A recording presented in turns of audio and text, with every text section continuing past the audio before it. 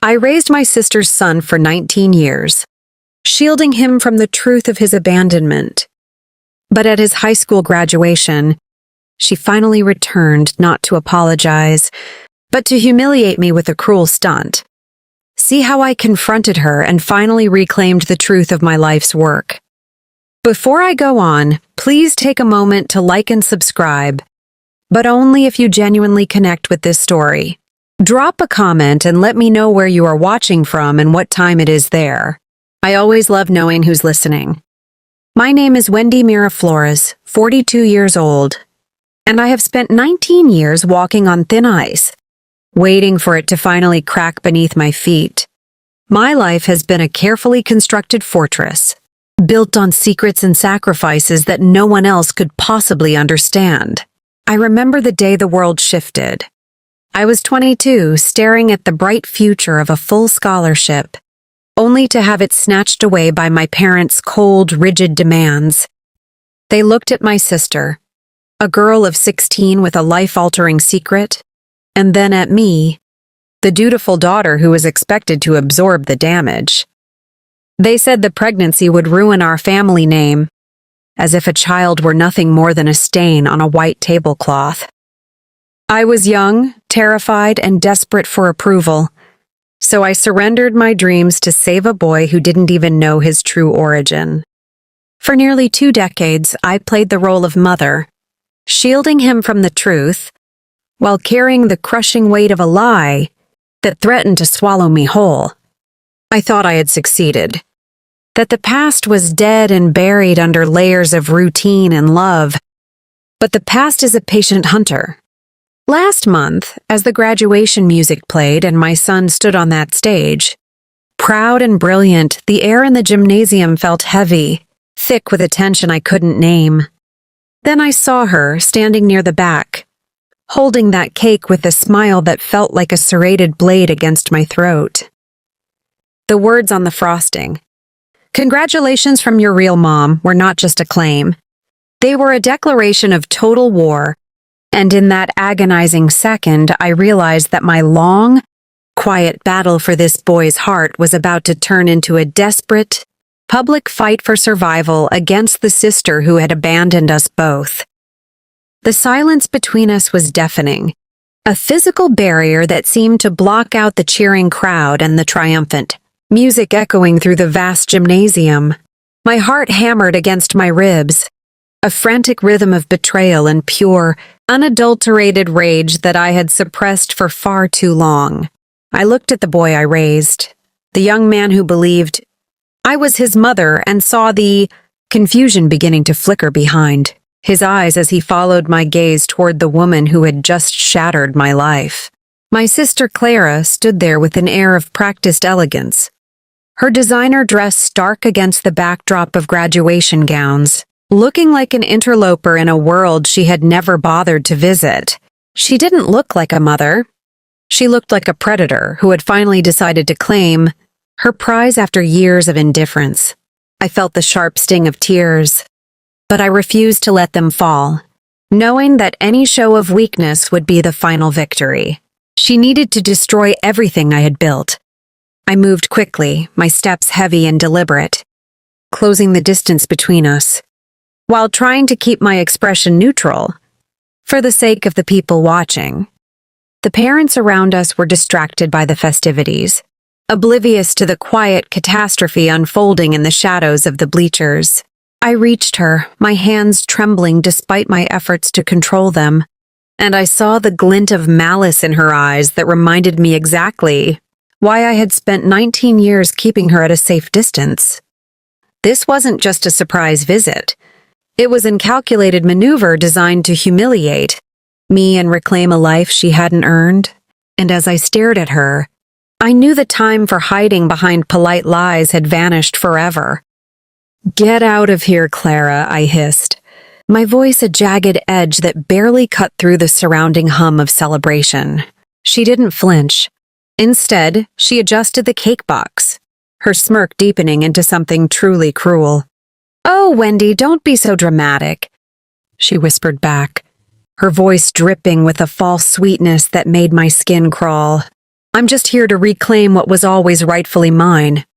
You've had your fun playing house for 2 decades, but the truth is coming out, and there's absolutely nothing you can do to stop the inevitable." The audacity of her words felt like a physical blow, grounding me in the reality that she had no concept of the love, the sleepless nights, or the sheer, grinding poverty I endured to ensure he had a future. She had signed away her rights with a lazy flick of a pen, fleeing to a life of comfort while I was left picking up the broken shards of our shattered family expectations. I felt the heat rising in my chest, a fire fueled by years of resentment and the protective instinct that had become my sole identity. People were starting to notice, their heads turning as the atmosphere shifted from celebration to something suffocating and strange. I needed to move her away from him, to protect him from the toxicity she carried. But my feet felt frozen to the gymnasium floor as I realized she had arrived with a plan. She hadn't just brought a cake. She had brought an audience, and I could see the glint of a camera lens held by a stranger near the exit. She was documenting my misery, turning my long, quiet sacrifice into a public spectacle of scandal, and in that moment, I understood that I was no longer fighting for my secrets. I was now fighting for my son's perception of the truth. I took a sharp breath, forcing my muscles to loosen as I realized that screaming in the middle of the school would only play directly into her hands. I knew Clara. She thrived on chaos, on the dramatic flair of being the tragic mother who returned too late, and she would relish a scene if I provided the ammunition. I stepped closer, my voice dropping to a low, icy whisper that barely escaped my lips. "If you take one more step toward him with that cake, I will tell everyone here exactly why you signed those papers 19 years ago. Do you think these people care about your designer clothes? They care about the fact that you abandoned your own flesh and blood before he even learned to walk." Her smile faltered for the briefest of moments, a crack in her porcelain mask. That gave me the surge of confidence I desperately needed. She looked around, realizing that for the first time in her life, her beauty and her money might not be enough to shield her from the judgment of an entire community. The power dynamic shifted, if only by a fraction of an inch, and I felt the cold, hard resolve of a woman who had spent years doing the impossible. I had transformed from a frightened girl into a guardian, and I was not about to lose that battle now. I watched her grip tighten on the cake box, her knuckles turning white, and I knew she was calculating the cost of her intrusion. She was arrogant, but she wasn't stupid. She knew that if the full history of her abandonment became common knowledge, her carefully curated social reputation would crumble like dust. I stood my ground, my posture rigid, my eyes locking onto hers with a ferocity that seemed to surprise her. I was ready to burn down the lies I had lived by, as long as it meant she went down in the ashes with them. And for the first time in 19 years, the fear that had defined my existence began to evaporate, replaced by a dark, intoxicating sense of absolute cold justice. Clara took a tentative step back, her gaze darting toward the crowd as she sensed the shifting tide of public perception. I didn't give her an inch of breathing room, keeping my focus locked firmly on her face, demanding that she acknowledge the weight of her past. "Is this what you want, Clara? A grand unveiling?" I pressed, my voice steady now, devoid of the frantic edge that had defined my earlier panic. "Because I can assure you, the people who have supported me, the ones who saw me work 3 jobs while you were traveling the world, will not look kindly on you. They know the truth of my character, and they certainly know the truth about yours." I could see the wheels turning behind her eyes as she weighed her options, the malice still present but now tempered by a frantic, self-preserving fear.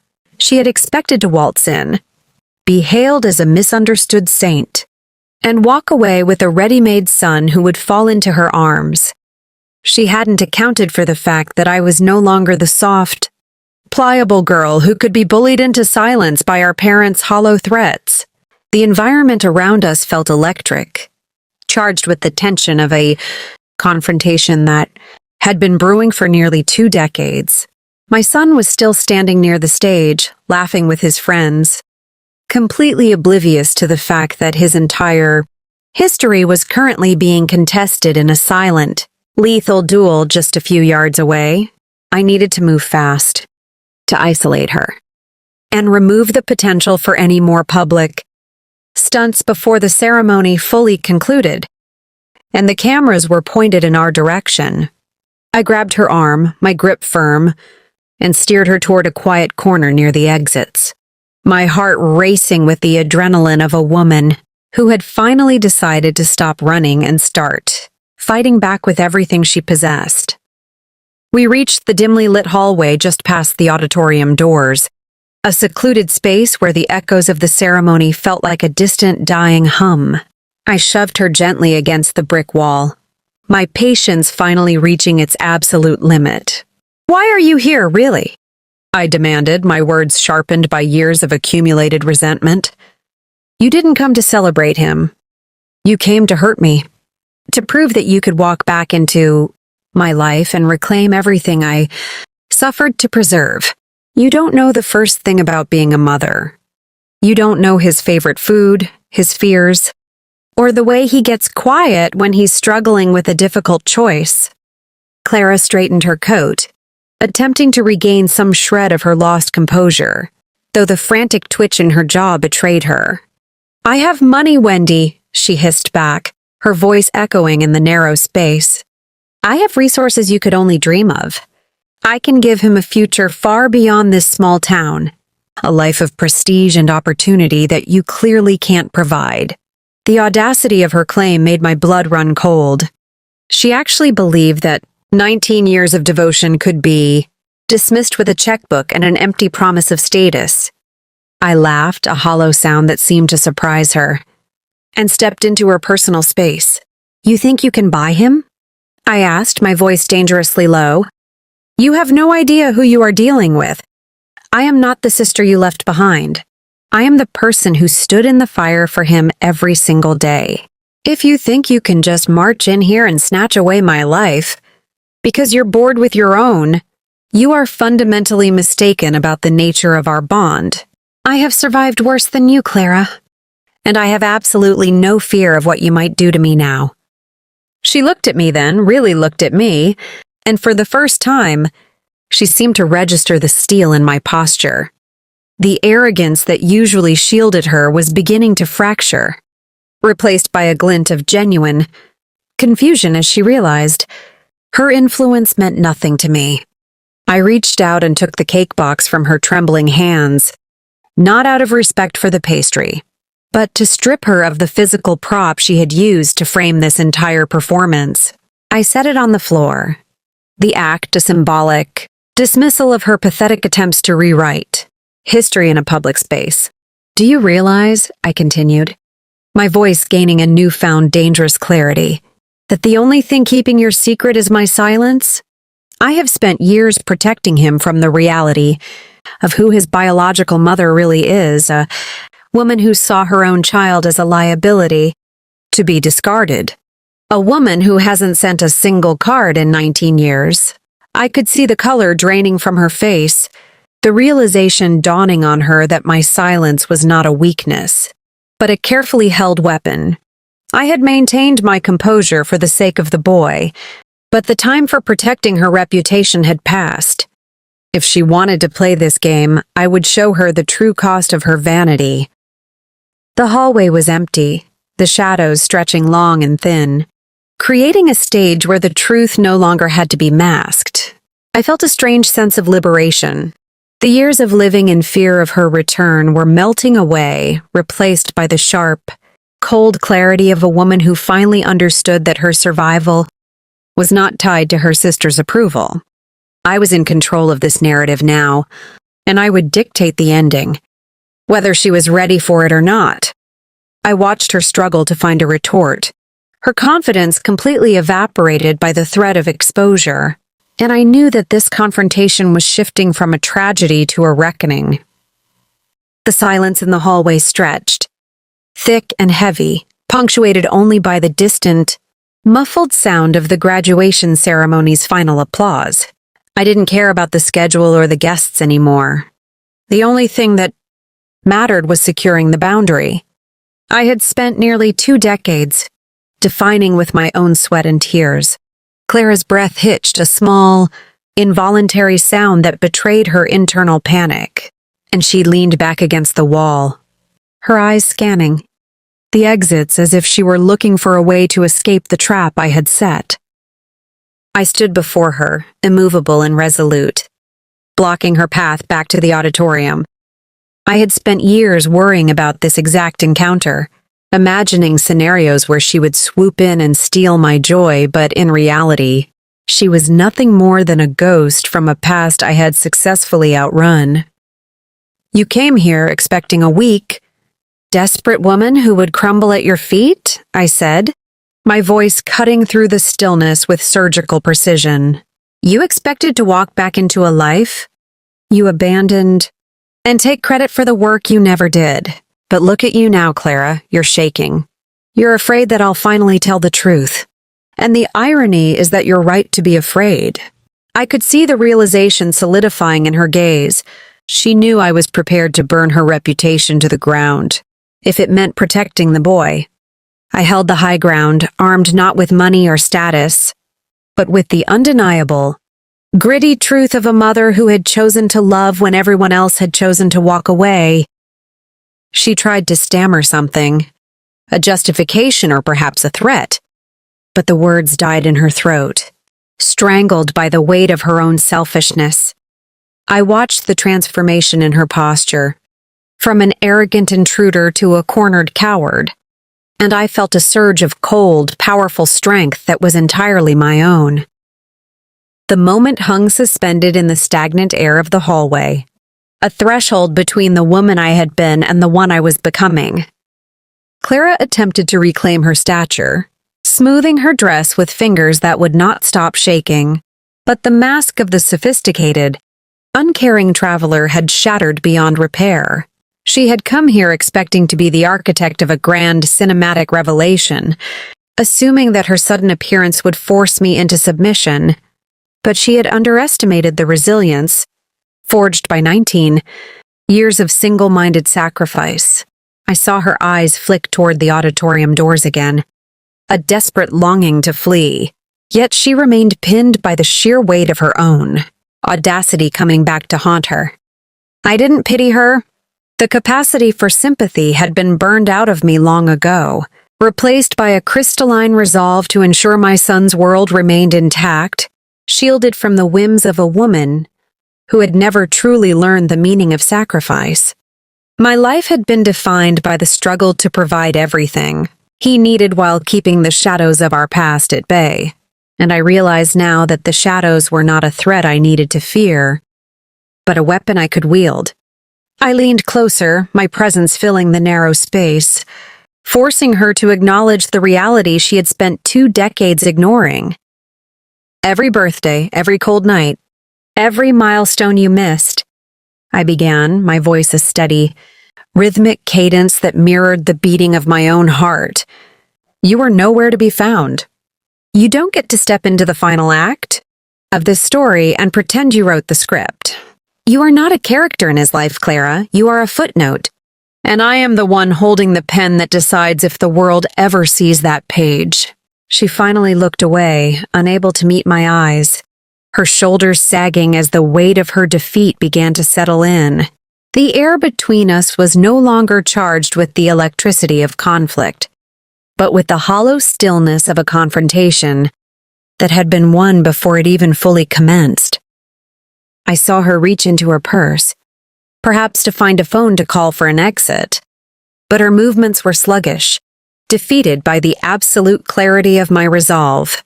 For years I had feared this exact moment, terrified that my sister would arrive with her polished exterior and her hollow promises to dismantle the fragile foundation of my son's identity. I had braced for a storm of accusations and public scandal, preparing to defend my life against someone who had abandoned it without a second thought. Yet standing here now, I realized that my preparation had made me stronger than I ever dared to believe. I was the one who had stayed. I was the one who had navigated the trials, the sacrifices, and the quiet, persistent effort required to raise a boy into a man of honor. My strength was not borrowed or bought. It was built, forged in the fires of necessity, and sustained by an unwavering commitment to someone who had never known the truth of his origins. She was nothing more than an echo of a life I had moved past, a relic of a time when I allowed others to dictate the boundaries of my worth. The realization was profound, a grounding force that silenced the last remnants of my anxiety. I didn't need to shout to be heard. My life was my testimony, and it was a story of survival that she could never hope to erase or overwrite with her performative, shallow gestures of sudden maternal concern. I turned my back on her then, a final act of dismissal that felt more powerful than any argument we could have had in that cramped space. The hallway, once a place of tension, now felt like a path toward the sunlight of the graduation ceremony, where my real life was waiting. I knew she wouldn't follow me. She lacked the conviction to face the crowd once. Her illusion of control had been shredded. She was a woman who lived for the optics of the situation. And now that the narrative was firmly in my hands, she had no incentive to remain. I heard the soft click of her heels retreating toward the exit, a sound of retreat that echoed the years of silence she had offered us before this moment. I didn't look back. I didn't need to confirm her departure. My focus shifted entirely to the task of returning to the auditorium, to the warmth of the celebration, and to the boy who was waiting for the woman he called his mother. The trauma of the last hour was rapidly being processed into a lesson of strength, a reminder that I had successfully navigated the most difficult challenge of my life. My heart, which had been racing with the adrenaline of combat, began to slow into a steady, rhythmic pulse of peace. I had fought for this family, for this boy, and for my own identity as his protector, and I had come out on the other side completely intact. The path ahead was clear, and for the first time in 19 years, I walked without the burden of a secret weighing down my steps. I was no longer the victim of my family's demands, or the pawn in my sister's cruel games. I was simply Wendy, a woman whose resilience was her armor, walking toward the future I had earned with every single sacrifice I made along the way. I stepped back into the auditorium just as the last of the graduates were milling about, the atmosphere vibrant with the collective joy of families finally witnessing their hard work realized. I found him instantly, my son, standing tall and proud, his face lit up with a brilliant smile that eclipsed any shadow I had ever known. As I approached, he reached out and pulled me into a hug, whispering his gratitude for everything I had sacrificed to get him to this moment. And in that embrace, every single doubt vanished.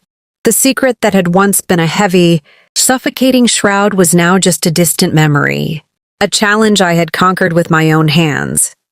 I realized that the true measure of a mother is not found in biology or labels, but in the unwavering resilience of a love that survives every trial and the strength of the foundation, built over 2 decades of selfless care. I had won the battle for my family, and more importantly, I had secured the truth of our bond against the interference of a past that had no place in our future. My journey from a young woman forced into a silent sacrifice to a guardian who stood her ground remains the greatest achievement of my life, proving that justice is found in the life you build when you choose to fight for what is right. We walked out of those doors together, leaving the bitterness of yesterday in the dust, ready to embrace a world where we define our own worth and our own path forward. Thank you for walking this intense, emotional journey with me as I reclaimed my narrative and stood strong against the storm. If you believe in the power of resilience and the strength of those who protect what they love, please hit that like and subscribe button to follow my journey and watch how I finally transformed into the woman I was always meant to be.